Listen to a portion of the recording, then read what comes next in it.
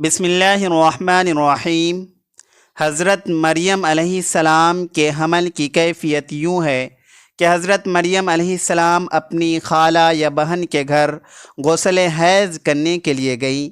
پھر پردہ لٹکانا چاہتی تھی کہ حضرت جبرائیل علیہ السلام ایک بے ریش اور خوبصورت نوجوان کی شکل میں ظاہر ہوئے۔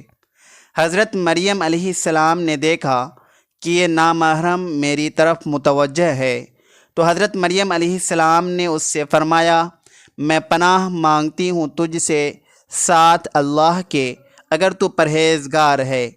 حضرت جبرائیل علیہ السلام نے کہا، میں وہ شخص نہیں ہوں کہ جس سے تو ڈرے، میں اللہ کا فرشتہ ہوں، تجھ کو پاکیزہ لڑکا بخشنے آیا ہوں، جس کو قرآن پاک نے یوں بیان فرمایا ہے۔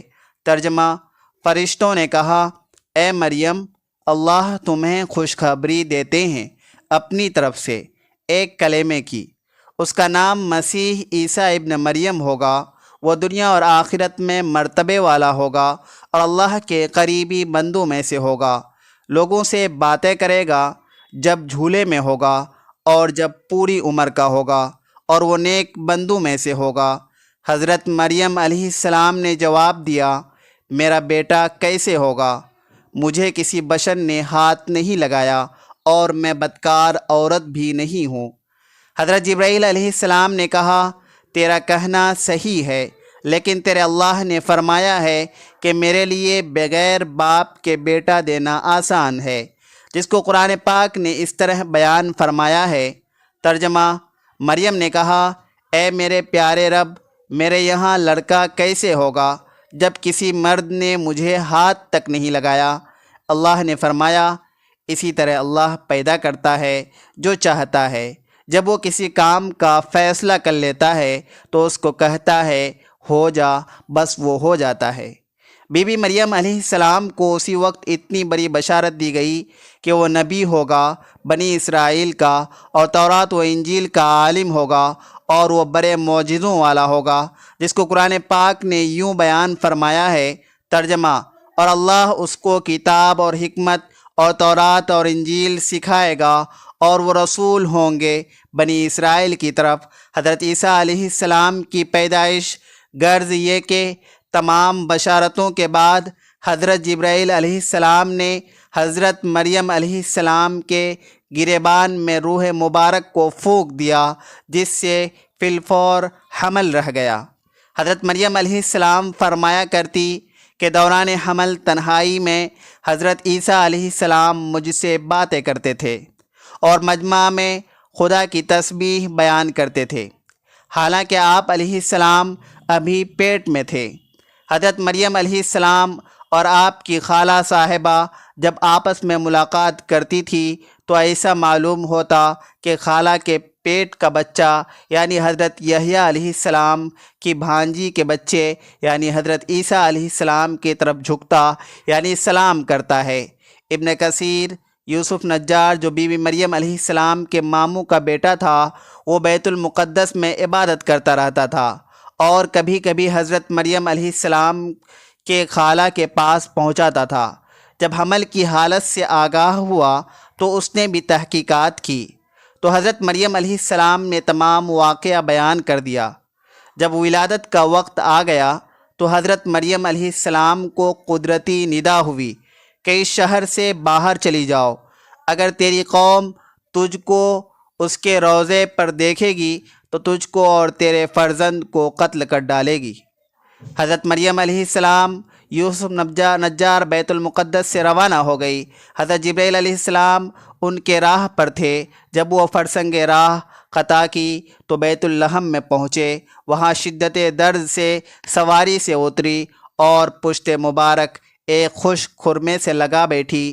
تفسیر حقانی میں ہے کہ ایک پرانا مکان تھا جس میں خشک کھجور کا ایک درخت تھا، جس میں صرف ٹیک لگایا، پھر بغیر تکلیف کے حضرت عیسیٰ علیہ السلام پیدا ہوئے۔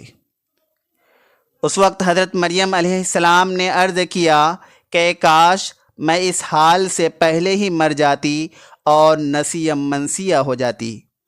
حق تعالیٰ نے ملائکہ کو بھیجا اور اپنے فضل و کرم سے وہیں ان کے پاؤں کے نیچے سے ایک پانی کا چشمہ ظاہر کر دیا۔ ملائکہ نے حضرت عیسیٰ علیہ السلام کو غسل دیا اور حضرت جبرائیل علیہ السلام کو بحکم رب خلیل ندا دی کہ اے مریم غمگین مت ہو، اللہ نے تیرے لیے نہر جاری کی ہے اور خشک درخت کو سرسبز کیا ہے۔ اب تو خرمے کی شاخ کو ہلا، وہ تجھ پر تازہ خرمے گرائے گا، تو تازہ تازہ خرمے کھاؤ اور پانی پیو اور بیٹے کی دیدار سے اپنی آنکھیں ٹھنڈی کرو۔ حضرت مریم علیہ السلام نے کہا، اگر لوگ مجھ سے پوچھیں کہ یہ بچہ کہاں سے لائی ہے تو میں کیا جواب دوں گی؟ حضرت جبرائیل علیہ السلام نے کہا، اگر تو کسی کو دیکھے تو اشارے سے کہہ دینا کہ میں نے خدا کے لیے روزہ نظر کیا ہے کہ کسی بنی آدم سے بات نہ کروں گی۔ اس زمانے میں کھانے اور پینے کے علاوہ باتوں سے بھی روزہ ہوتا تھا۔ تفسیر حقانی، جس کو قرآن پاک میں یوں بیان فرمایا ہے، ترجمہ: مریم علیہ السلام نے اس کا حل عمل اٹھا لیا اور وہ اس کو لے کر ایک دور کی جگہ چلی گئی۔ پھر درد ذہ اس کو کھجور کی درخت کی طرف لے گیا۔ اس نے کہا، کاش میں اس سے پہلے مر جاتی اور بھولی بسری چیز ہو جاتی۔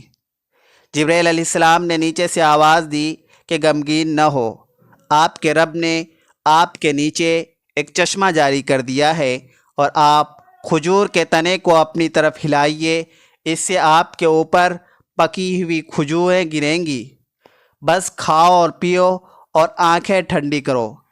پھر اگر تم کوئی آدمی دیکھو تو اس سے کہہ دو کہ میں نے رحمان کا روزہ مان رکھا ہے، تو آج میں کسی انسان سے نہیں بولوں گی۔ حضرت ابن عباس رضی اللہ تعالی عنہ فرماتے ہیں کہ حضرت مریم علیہ السلام فرشتے کی بشارت سے بے غم ہو گئے اور نفاس کی مدت ختم ہونے تک 40 روز وہی رہی۔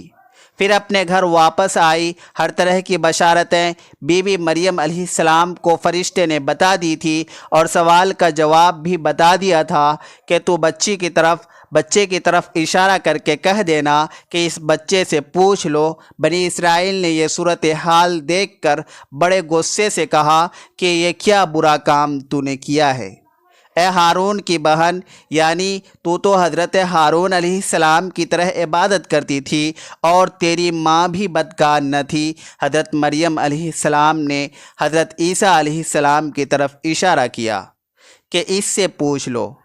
پھر سب غصے ہو کر بولے کہ تو ہم سے تمسخر کرتی ہے کہ ہم اس چھوٹے بچے سے باتیں کریں؟ اتنے میں حضرت عیسیٰ علیہ السلام بول پڑے کہ میں بندے خدا ہوں اور خدا نے مجھے کتاب دی ہے اور مجھے نبی بنایا ہے۔